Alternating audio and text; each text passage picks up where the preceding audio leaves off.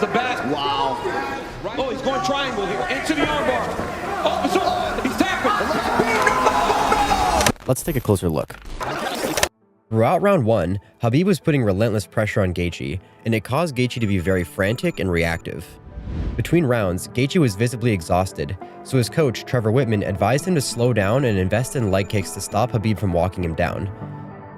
Slow it down. Okay. It's like fuck, I gotta keep it. Hey, no, I like the feet. You gotta keep the feet. I'm telling you, 8 more low kicks, but don't you get fucking lazy. Okay. Dude, he already can't walk on his leg. The low calf kick is one of Gaethje's best weapons. As they add up, it becomes harder for his opponents to move, and if they switch stances, it takes a lot of the power away from their shots, as their back leg is severely weakened. However, it's important to time these kicks, otherwise the opponent can grab a hold of the leg and enter a takedown. About 15 seconds into round 2, Gaethje feints this low kick, and we can see Khabib drop his left hand as if to grab it. And shortly after, Khabib times a beautiful double leg as Gaethje throws another low kick. One of the most important parts of finishing this takedown is the position of Khabib's head. Khabib's goal is to drive his head up and into Gaethje in a circular path to drive Gaethje down to his left. So Gaethje needs to do the exact opposite to defend.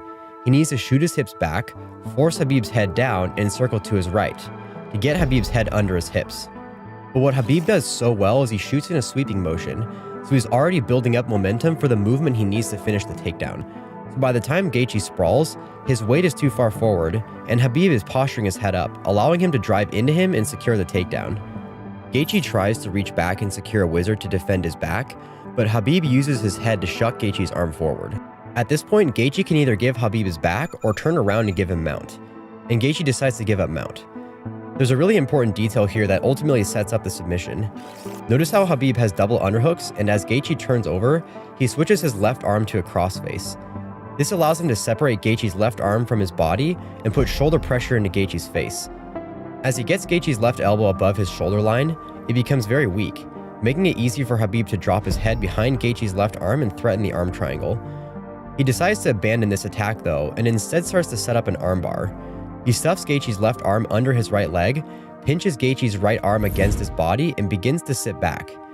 If Gaethje doesn't sit up, Khabib will swing his left leg over his face and hip in to finish the armbar. So Gaethje sits up, but now look what he walked right into. His head and arm are isolated between Khabib's legs, so Khabib locks up the triangle choke. One of Gaethje's last options is to pick Khabib up in a deadlifting motion and try to slam him against the mat. So to prevent this, Khabib underhooks Gaethje's right leg, which takes out his footing, and he gets the finish. In an interview with Mike Tyson, Khabib said that he met Gaethje's parents a few days before the fight and knew they would be in attendance.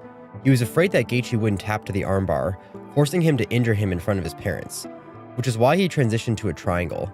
This is a great example of how submissions can be used to bring reactions out of your opponent to set up other submissions, sweeps, or passes. Even though Khabib didn't intend to finish the armbar, it was an important step for finishing the triangle.